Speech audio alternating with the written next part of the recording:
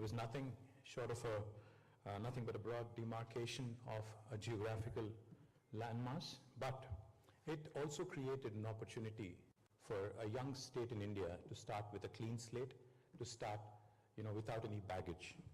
And that's exactly what we did over the last 10 years. I was part of the government from 2014 until 2023 December as a minister representing multiple portfolios, including urban development, technology, industry, commerce, handlooms, textiles, etc., etc. So I speak from about 10 years of experience in a new state of India.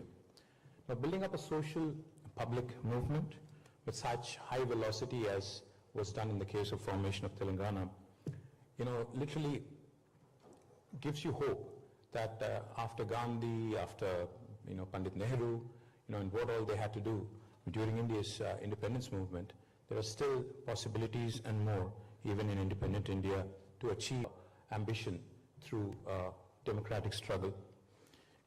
One of the things I would like to quickly point out, Darwin's theory, they say, survival of the fittest. What makes Telangana special? What is so good about Telangana?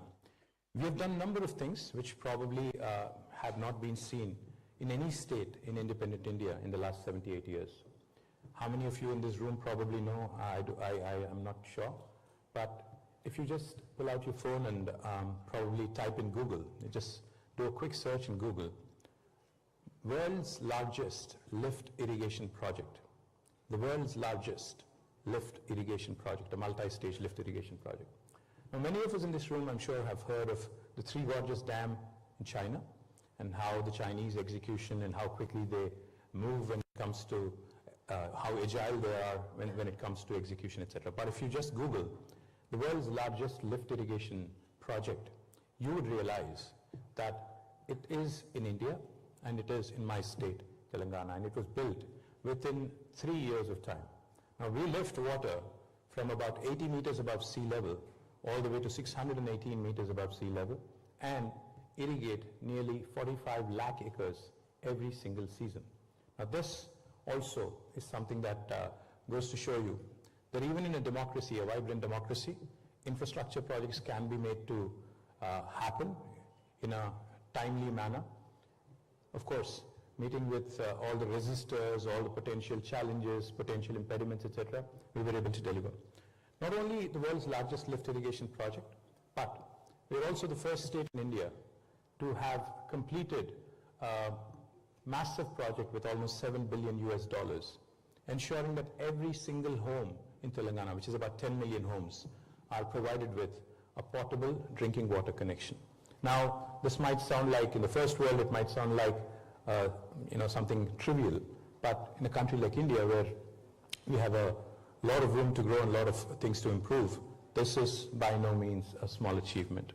Likewise, let me also share quickly the world's largest campuses of Google, Microsoft, Amazon, Facebook, Meta as it's called, and the most valued technology companies in the world, including Apple, Salesforce, ServiceNow, Novartis, Medtronic, all of their largest campuses outside of the US and outside of their headquarters are today in my state, my city, Hyderabad.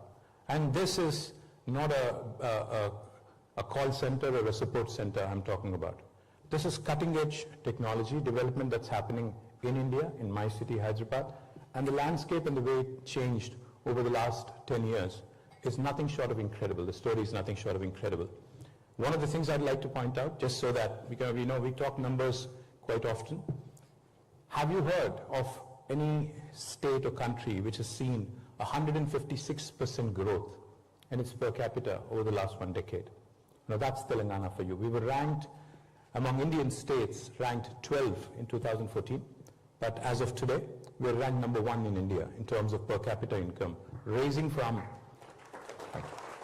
114,000 Indian rupees to now almost 400,000 Indian rupees. Now, this is the kind of progress that has been achieved by a young state in India, which has really dispelled the notion that there are the red tape and the challenges that are typically associated with doing business in India, and also the challenges that are typically associated with ensuring that we deliver.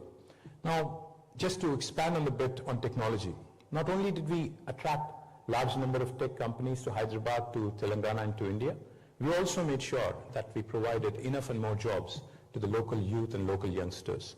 The number of jobs when we assumed office in 2014 in tech industry alone was about 323,000. But by the time we relinquished office, that rose almost to 1 million, a whopping 10 lakh jobs. Now, also, that reflects in the numbers and performance of our technology exports. When we assumed office, the technology exports from Telangana were about 56,000 crores of rupees, Indian rupees, 56,000 crores of Indian rupees. By the time we left office, it was almost 241,000 plus 2,00,000 crores of Indian rupees. So the kind of progress that was achieved, the kind of delivery that was made possible by our leader, Shri KTR, who was the first Chief Minister of Telangana and who was also the leader of the nation for about 14 years before Telangana became a reality, is a shining example of how to adapt, how to, like I said, Darwin's theory of evolution, survival of the fittest, as they say. If you have to theorize and if you have to probably translate into how things can also happen in governance, Telangana is a shining example. Likewise, let me also quickly add, disruption, is a word typically associated with the tech industry and the tech world. A lot of people think disruption typically means a tech startup, but disruption can also happen in governance. That's exactly what Telangana has shown you. For the last 78 years, we have the same set of officers, the bureaucrats, the civil servants, which by the way is a legacy from England, the ICS and the IAS and the IPS and the IFS, the Indian Foreign Service, Administrative Service, Police Service, Fire Service, etc., etc., is a legacy that India had gotten post-independence. The officers have not changed. The red tape, of course, has come down a big time, but in Telangana, we are ranked today as the state with the most ease of doing business in the country, as per Government of India and Niti Aayog. And there is a reason why we have been able to achieve that. The reason being, with the same set of officers, with the same set of people, with the same set of bureaucracy, our leader, Shri KTR, has chosen to disrupt the way we governed and disrupt the way we actually brought out laws and legislations. The first piece of legislation I will talk about quickly is something called as the TS-IPAS. Now the TS-IPAS literally is, it abbreviates for Telangana State Industrial Project Approval Self-Certification System. Anyone in this room, for instance, wanted to launch operations in India, and if you had to choose a state, because India is a very diverse country where everything changes every 100 kilometers. India is a country, for those of you who are not familiar, with 22 official languages and 300 unofficial languages, some of which even do not have a script. And for those of you who are wondering, these 22 official languages actually are as different from one another as are probably English and German and French. So India is a very, very interesting, very, very diverse country. It's more like Europe. It's United States of India with a European sort of composition and a very diverse country. Now the reason why I say all this is because when you start making investment decisions by drawing simpler comparisons, say to a large country like China and India, you'd probably be ending up confused. Because China is a country which has got a very lot of homogeneity. It's a country where language and a lot of other things are common across the nation. But in India, like I said, everything changes every 100 kilometers. Therefore, it's important to understand the policies of states where you would want to engage, where you would want to set up a base, and where you would possibly want to enter India through. And Telangana, the policy that I just quickly mentioned to you, TS-IPAS, is probably the most revolutionary policy, revolutionary law by any Indian government in the last 75 years. What are the salient features? I'll just give you three. Any of you in this room, if you wanted to start an enterprise in Telangana, it could be a factory or something in the services industry, you would be surprised to know that you do not need any approval from the government. You can hit the ground running. You can actually start on day one with your factory. You don't need the permission of the local municipality or the village panchayat or even the state government. If you have a piece of land that is already owned by you, if you already are allotted to you, you can start construction on day one. Parallelly, simultaneously, we request that you submit an application online on the TS iPass portal. Now what does that do? Once you start operations for regulatory compliance, when we get your information, we promise all clearances in less than 15 days. If you don't deliver on the 15-day window by statute, by law, on the 16th day, it's an automatic approval. No other Indian state has this kind of a feature in today's economic landscape. Also, from the 16th day, we take accountability very seriously. So from the 16th day, we actually also penalize our bureaucrats a sum of rupees 1,000 per day if they are held responsible for the delay. Again, no other Indian state has done this kind of bold, adventurous policy making. In case you're wondering, this guy is a politician, how do I trust him? Let me tell you, more than 28,000 clearances have been given in the last 10 years through TS iPass. We've been able to raise more than 3.5 lakh crores of investment into Telangana, and have been able to create 24 lakh direct jobs, which is about 2.4 million direct job potential in our state.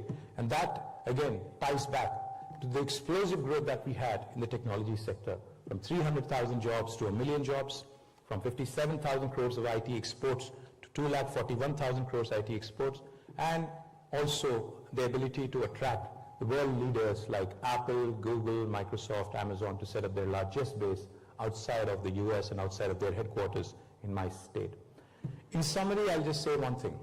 Telangana today, if you ask me to sum up in one word or one sentence, how do you define the kind of development that we've had? I'd say a fine balance of welfare, development, an integrated, holistic, and a very inclusive approach makes Telangana special. We believe in maximizing governance and minimizing government. We believe in ensuring that process becomes the key and not the person. We believe in institutionalizing the change and not centering our decision making around individuals. And that's what makes Telangana truly a special story. And I do believe there are enough and more learnings for the rest of India to learn from Telangana, to see how you can raise from rank 12 to rank 1 in per capita, in GSDP, in creating wealth, in distributing it to the downtrodden, to making sure that inclusive infrastructure growth also happens on an equitable, in an equitable fashion. So I thank Bridge India for this lovely opportunity. I sincerely hope that all of you have a great experience here, and I do hope you continue to invest in India and continue to pick progressive states like Telangana, which truly are the lighthouses for the country and possibly by extension to large chunks of the world as well. Thank you very much.